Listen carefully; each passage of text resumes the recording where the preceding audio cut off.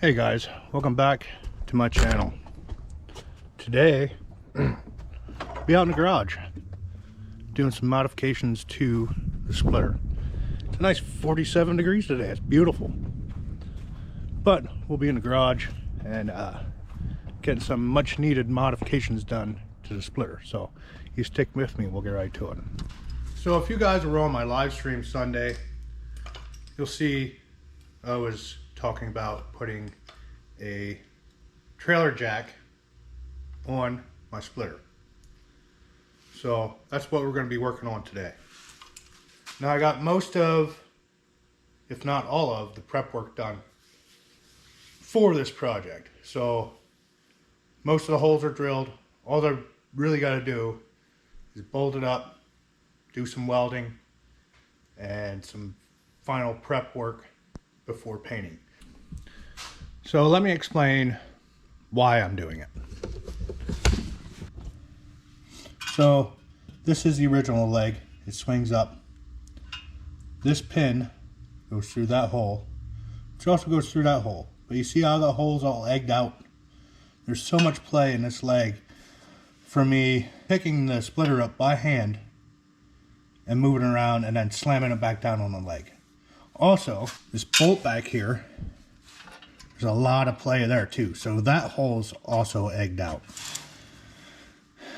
Now, in order to fix this, I would put some type of bushing in there so there's more than just the thickness of the square tubing holding this pin in, basically.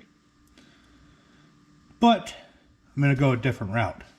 As you can see here, these two bolts is what holds the landing leg and the drawbar onto the splitter. So the first thing we're going to do is remove those two bolts.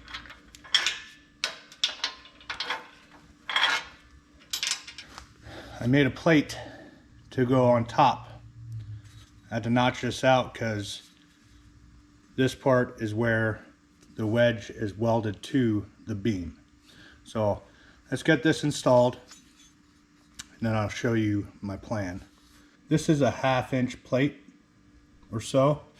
I'm going to put this plate right there. Throw these bolts back in. Now these bolts are a little short, so I had to go get some longer bolts.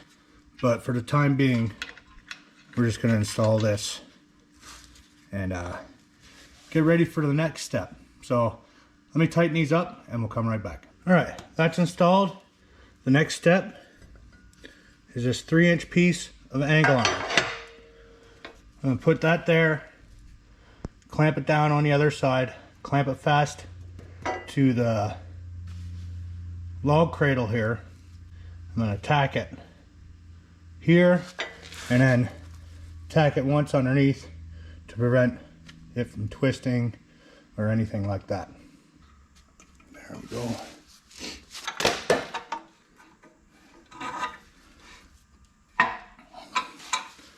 Alright, that thing is not going anywhere. So now I can put my tacks on this side and at least one or two underneath here on the bottom to prevent it from twisting one way or the other. Alright, let's hook the ground up. There, it looks good. Good welder fired up.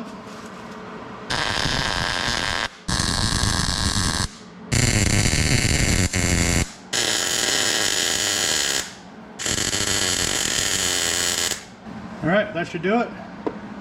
I'll take it back off. I'll see you at the vise. Alright, now we got her in the vise. I can weld along the bottom, along here, and I'll reposition it so I can get this other side.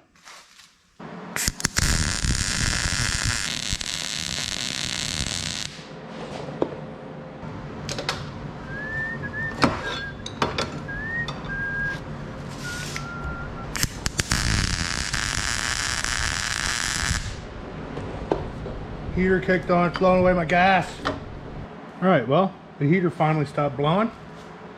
So now the can get back to welding.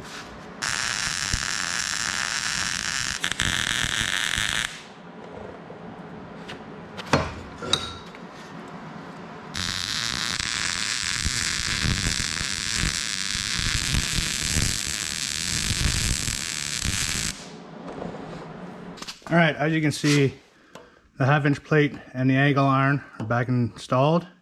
Everything's welded up here. Phase 2 is this guy. Needs to get welded onto there. So let me get her clamped fast. I'll get her tacked in and we'll take it back apart so I can fully weld it.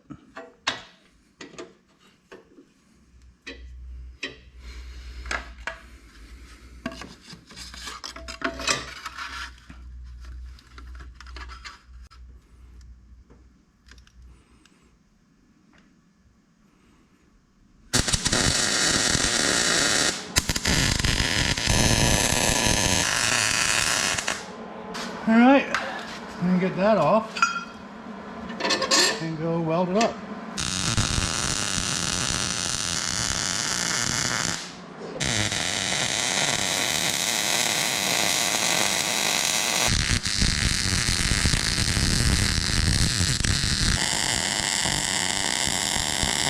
All right, that part's done. Now, the slug for the jack. Try to get as close as straight up and down as possible. At least the holes. Oh, that's pretty close.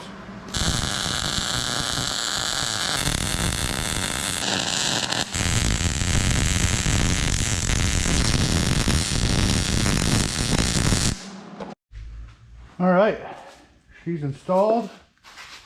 Now I just gotta figure out where I put the leg, and we'll be good. Where did I put the leg? Oh, there it is. Crapping it. There we go.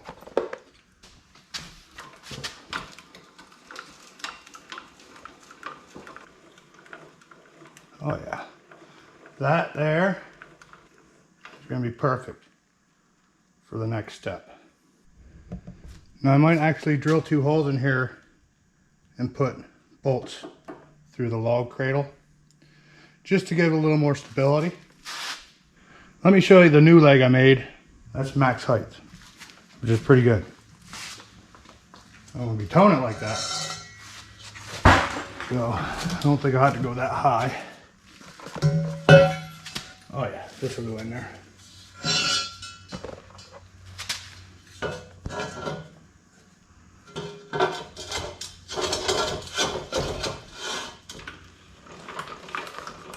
There we go. You get a better look at that. There we go. I took a page out of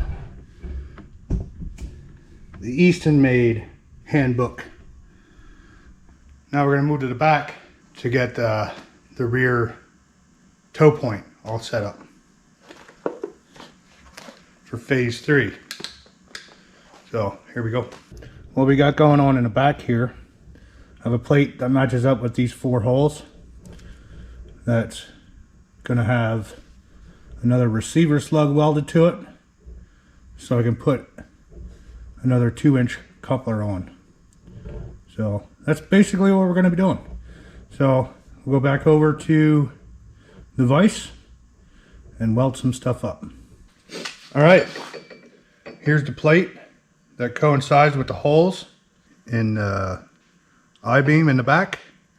I'm going to weld this towing receiver to it. This is actually a receiver sleeve, but it works pretty much the same as a receiver. We got it lined up here.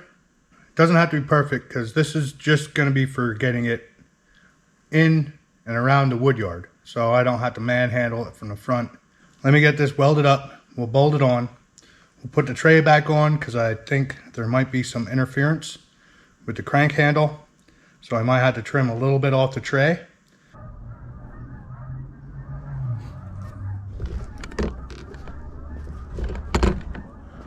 All right, guys, I got it all set up here, ready to go. I'll go over the mods I did. We got the bracket, the new leg, Eastonmade style, trailer jack. This outrigger is probably going to go away. We got the rear toe point set up.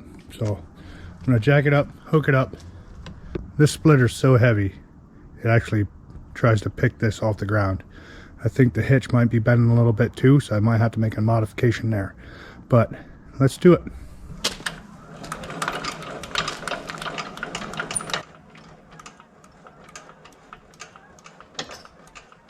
Here we go. Hooked on. Latch her down.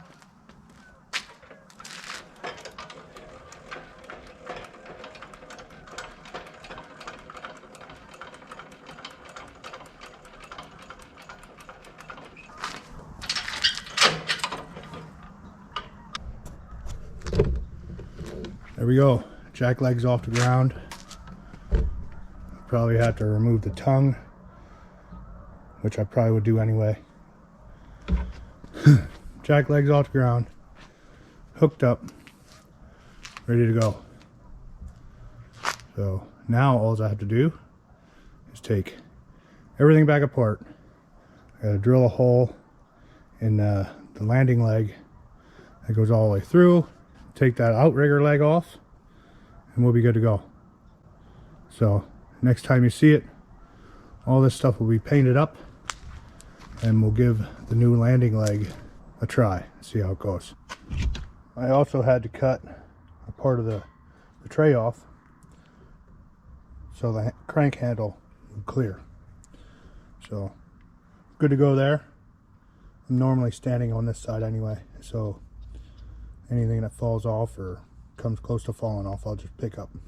Give you another good look. So I gotta take everything off and give it a good paint job. You can see the Eastonmade style leg or outrigger, however you want to call it. Well, there you go, guys. The mods are all but complete. Like I said, I just gotta take them apart, paint everything up so it don't rust, and give her a good test run, see how she goes. Other than that, I think everything turned out pretty well for being a shade tree mechanic. I am.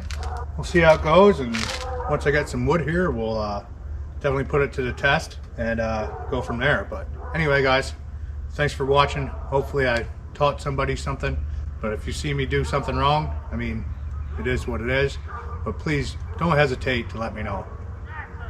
But anyway, that's all I got. So if you guys like this type of stuff, go ahead and hit that subscribe button, hit that like button, leave a comment down below, tell a friend. I'll see you guys in the next one.